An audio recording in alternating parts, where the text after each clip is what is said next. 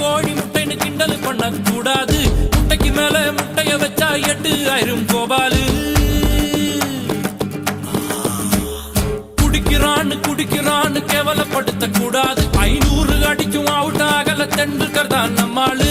காஞ்சிபுரம் பட்டுடா, பழனி மலை மொட்டடா, பாண்டிச்சேரி மில்லிடா, நம்ம மதுரையில மல்லிடா. கோயிலுக்கு நடந்து விட்ட கால இந்த சாமிடா, கோபம் உண்ணு வந்து புட்டா கூட்டத்தோட காலிடா.